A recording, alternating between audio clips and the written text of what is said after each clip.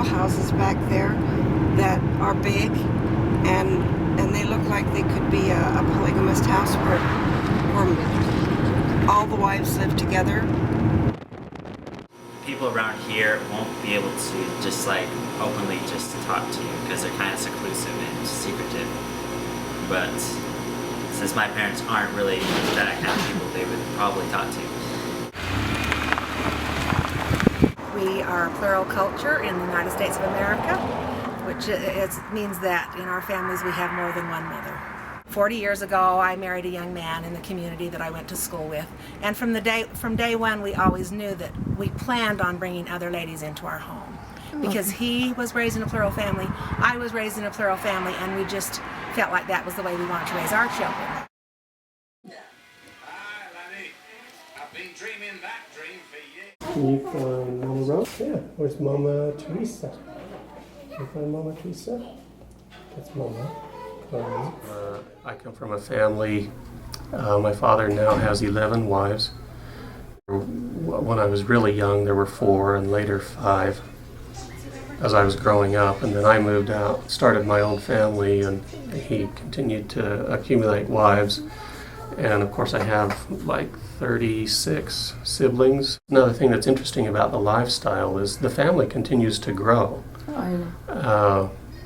I'm 45 years old now, and I expect that I'll continue to have children for probably another 15 or 20 years.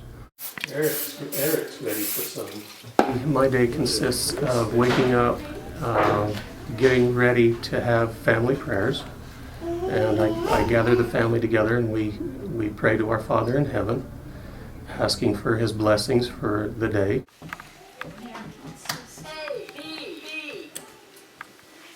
I like to say that it's a lot like any lifestyle, a monogamistic lifestyle, only it's just much more magnified. So it's far bigger. Yeah, so we have far more birthday parties. We have huge laundry. We have huge bowls in our cupboards. When we make a salad, we use 14 heads of lettuce, you know. 30 to, maybe as high as 40% of our children come out of polygamous families here at the charter school. We serve 513 students this year, and our numbers increase quite regularly year to year. Pretty normal if you're going to have a large family like my family, where I have 3 ladies and I have upwards of 22 children, and the family's still growing. When you get that many relationships going on in a family, there's absolutely challenges, but I think the positives of my life far outweighed the negatives. Each one of my mothers helped mold me into the person that I am today. Each one is a piece of the puzzle, and so you bring each of those puzzle pieces together, and as they start to mesh, you actually get a far greater dynamic in a family. When I was really little, and I wrote that in my book, like thinking that everybody had all these wives and moms and in the family.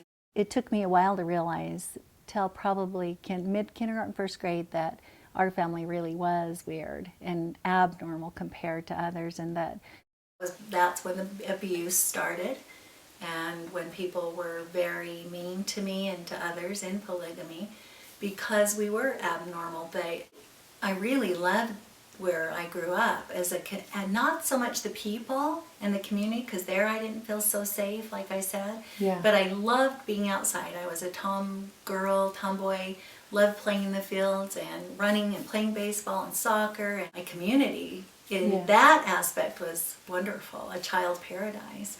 But aunts and uncles all around me, I just felt like I was lost. That I felt bad because inevitably it just ended up in some kind of a lecture, which was God's will. We have to suffer, we have to endure to the end, we have to put up with the abuse. So straighten up, get that smile on your face and behave yourself. And about him taking another wife, I was excited because, like every polygamous person will tell you, we're gonna finally been told all my life I have to do. And so I was excited in that way. It was like I'm pleasing God. I was devastated inside. I was jealous and felt sick to my stomach, and yet I did everything my mother did and put on that smiling face. Of course, we're human, so yes, Yeah. there are jealousies, but we learn to deal with those. If we didn't, we wouldn't stay here. I would like people to understand about polygamy or the plural culture is that not everyone is FLDS. I feel very sad that his face is the face of polygamy today, because we know that he has done things that are not right, and he is in serving time for abusing young girls, and we do not believe in that. We enjoy our lives. We are here by choice. I am not a victim. I do not need to be rescued. In fact, if people come and want to take me out of here, I would turn them down, because I much prefer living right here the way I've lived. When I was doing that, I thought that was my choice. Like you said, I was 25 years old. But I look back and think, you know what, I had no other choice, because I didn't have anything else in my life to choose from. All I was told, just like the girls in Colorado City, that is your choice. Do you know what your choices are? You go to hell if you don't, and you get to celestial kingdom if you do. I have many wonderful, precious friends, and they can come in my house and hang out. But I know that it would get stressful if they were here very long, let alone if I had to share them with my husband in bed in any sexual relationships.